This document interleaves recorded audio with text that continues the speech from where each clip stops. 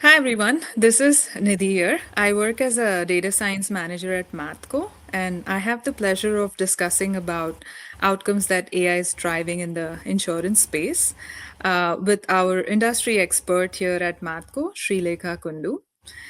So, Srilekha, you and I both sit at the intersection of insurance and AI, right? But from very different angles.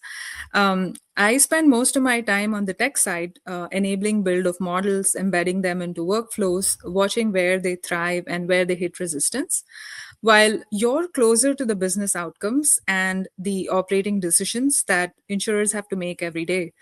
So, I would love to take the time today to explore how those two worlds meet. And we'll cover broadly 4 to 5 key themes that I think would be of interest to a lot of folks in this space. Yeah. Sure. Thank you, Nidhi, for having me here. Looking forward to the conversation. Awesome, awesome. So as I start, I'll talk about some of the AI, custom AI use cases that I'm working on across different business groups, right? I see that AI adoption isn't always uniform. And whenever operational pain points are too obvious, AI doesn't need to be pushed. It just gets pulled right in. But there are other areas that slow things down because, of course, the decisions carry more weight there. And I'm curious how that shows up on your side. Where in the insurance value chain do you see the strongest pull for AI today? And where do you feel the resistance? Got it. So, the strongest pull within the insurance industry is in claims, underwriting intake, and customer service. So, essentially, in places like, which involves heavy documentation, high volume of documentation, and where there's a constant pressure to move faster. So, let me take an example. For someone who is outside insurance, imagine claims processed with a process which starts with where you submit a claim, where in the insurance industry we call it as FNOL, first notice of loss, till the point where the claim payment is done. Now, in this entire process, involves like n number of documents, which like n number of pages involved into it, multiple handoffs, because that is going to involve a lot of people looking into studying your claim details and calculating the amount, which actually results in long delay of time, right? So in places and processes like this is where AI thrives as of today, based on my observation, like reading documents, extracting information, routing your claim to the right person so that it can be looked into at the right time quickly, right? But going back to the question, whereas resistance shows up in places like, which involves a little bit of intricate decision making skills. So, for example, in pricing, complex underwriting, adverse claim decisions whenever such cases comes, right? Because I don't think resistance as something like fear. It is more like accountability. For example, in an industry like insurance, which is very regulatory heavy, even a small mistake can lead to a lot of legal compliance issues and financial losses. Not only that, right? If something like that happens, it can lead to reputational loss, which actually impacts the business directly from a long term perspective, right? So, in fact, if I would term it in this way, the maturity of an AI roadmap in an organization, insurance organization, is how to distinguish between the problem statement use cases that needs to be pushed through where speed is required, or that needs to be handled with caution. Awesome. Yeah. And building on that a little bit, right? So, in your world, where has AI earned enough trust that people actually use it day to day? Or, in other words, are there use cases that you're confident that AI is already delivering value? Right. I mean, see, confidence builds where AI is already part of the normal workflow. Uh, in this instance, like claims triage, document ingestion, underwriting submission intake, like mentioned earlier, right? Even automated customer interaction. I mean, the list is long in this respect, right?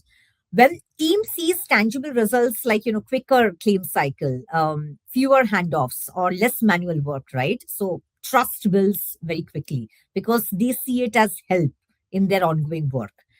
And that confidence is actually possible only when the technology behind the scenes is like production grade, right? Where it involves managing reliable data pipelines, monitoring the models in the right fashion, having clear fallback plans. This cannot just run on proof of concept, running in isolation out over there. Glad that you mentioned production grade actually. And let's talk a little bit about what makes it to prod. Because on my end, right, I see quite a few AI pilots that work great in sandbox, and many of them actually go on to being production grade. But there are always a few that don't survive contact with real operations. And majority of the times, it's because they're probably one-offs instead of being systemic. So, from what you've seen, what differentiates the use cases that scale from the ones that get stalled? So see, the use cases at scale are always, operational ones, right? In this case, like the claims document processing, that's a very much operational use case. Underwriting intake, that is a very common use case which actually, is being delivered at every places. Fraud signal enrichment. These are the use case which succeed because they solve very specific problems and are owned by the business. And the reason is owned by the business is because they are measured during the entire process using practical metrics like turnaround time, leakage reduction, which can directly tie down to the ROI, which the business always demands to understand the success of these kind of engagements, right? Underneath that, there's always like serious technical work going on, like data pipeline, model validation, exception handling. These allows these solution to hold up because at the end of the day, these are the direct operational load that supports these kind of things in the long run. Whereas the experiences, or I mean the experiments which fail, right, are the ones which usually stay disconnected from the normal regular workflows which are out over there. And in those instances, those are the ones which does not have direct accountability also, right? um, just one pattern which I think is not successful yet as of now is the generic AI assistant, because they are generic, they don't have a clearly defined job which they're expected to do. But I think those are getting turned into more specific ones in order to make them successful. So the lesson over here is simple. AI doesn't fail because the models are weak. The model is not doing its job correctly. The entire definition of it turns into failure because the problem statement is actually fuzzy. It was not defined properly before the execution of it started, right? So like I like to say it like tight scope beats ambitious scope every single time. That's a good line. And now, quickly just pivoting to talking about the customer side, right? So, from your perspective, like what parts of the customer journey feel most ripe for like AI driven improvement? I think it's the moments of anxiety, right? Like first notice of loss, claim status update, renewal status update, any kind of policy changes. So, I mean, like these are the moments when customers are stressed. They're waiting to hear back from you. They're not sure what the next steps are. So let me put it in this way. Customers don't like AI because they are cool or flashy or smart, right? They like it because it's fast, clear, and consistent. That is the reason, like, where there is like AI driven communication kind of engagement, document processing kind of engagements, proactive updates flow within the customer interaction can dramatically improve the experience from an overall standpoint. Yeah, and then the obvious question would be what's the risk if insurers actually get this part wrong? Oh, you lose trust, right? So poorly designed AI always feel impersonal or opaque also at times, right? So whereas well designed AI is invisible, it should feel invisible because it simply removes friction. You shouldn't know something is happening behind the scenes, right? So that difference implies, right, whether AI improves the customer experience or damages it. Well said. And that makes me want to talk about the boundary between automation and judgment, right? And how do you balance automation with the need for human judgment, especially in high stakes decisions like underwriting or claims? So, I don't think in terms of replacing judgment when it comes to AI, right? I think it in terms of compressing effort, right? So, for example, like AI handles things like data extraction, identifying risk signals, prioritizing work, also making recommendation, right? That is a very key aspect of the outcome which we are driving. But humans still need to make the final decisions out there. The accountability is still on them as of today. And for this specific reason, human in the loop boundary has to be explicit in the entire AI solution. Otherwise, people won't know when to trust the system, when to question the system, and that will go in a completely different direction than we would want it to be, right? In order to support that from a technology standpoint, that also means confidence scores, traceability, auditability must be baked into the AI solution right in the beginning, right? So that decisions can be understood and defended while it is actually used in day to day execution. Yeah, and I can speak to some of that, right? What we're doing more often than not on the tech side is definitely providing confidence scores. We're providing like lineage disclosures, KPI definitions, and more traceability and auditability options, so that users are able to not only trust, but also it helps with that judgment aspect in decision making as well. So that's definitely an interesting take. And now, I'm sure there must be places, at least as of today, that are intentionally not automated, right? Would you like to briefly talk about that? Yes, yes. I think as of today, it's a big yes. Those places are like the final pricing decisions, right? Mhm. Whenever there is determination of complex claims coverage, right? Also in cases of high severity claims, these are not which are directly automated as of today. In those areas, AI adds the most value in terms of a decision support layer, right? Where it helps in terms of surfacing insights faster to help the assessors, the decision makers over there in order to do their job more efficiently. That's not just a regulatory choice, I think that's also an ethical one. Since you mentioned human in the loop, right? So I'm going to ask you the popular question. How are you seeing the workforce evolving and teams preparing for this shift towards AI? Is it upskilling or completely new roles or like redesigned workflows? See, from what I've observed, the real shift isn't skills, right? It is the roles getting evolved out there, right? Underwriters are still there, but they become reviewers. Claim handlers manage exceptions, right?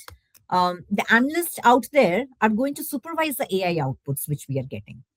So organizations that succeed in this line of work, right, has to invest heavily in change management and trust building, not just training. I really feel training is a very loosely used term which we use in the industry as of now.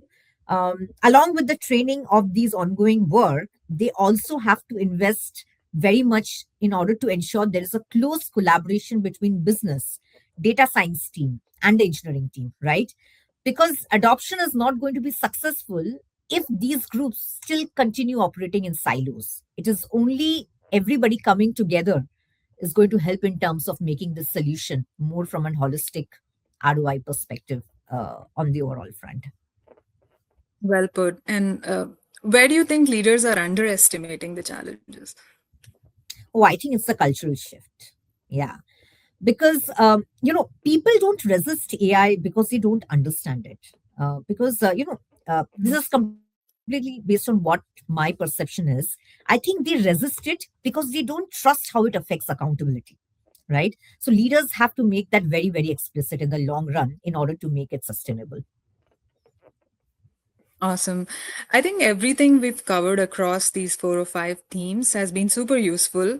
And if you would like to add like one closing comment on what has consistently mattered so far, as per your observation. So, based on what I have seen, I think there are three things that consistently matter. The first one is something which has been around for a long time, that is strong data foundation, especially unstructured data, right? That is very key in terms of making these go in the long run. The second one is clear governance and decision rights, right? And the third, the most important and at times undervalued, is executive ownership, beyond IT, not just within IT, right? So AI scales when it is treated more like an operating model shift, not just a technology project. If we are able to, tap into all these three components, nothing is going to stop an organization from scaling it to the end realms. Yeah, I think this actually reminds me of the of MathCo's systemic AI paper, and like everything you said, like I can reflect back and kind of match it to a lot of things that we covered in that paper, and this has been great, especially the fact that I'm able to compare notes with you, and it's coming from teams that are building the AI, and you on the other hand where you're working with people who are living these outcomes. So I think this has been such an awesome conversation, super educational and fun talking to you always. So look forward to speaking again. Thanks a Thank lot, you. Thanks, Srilekha. Nidhi, having me here. Thank you.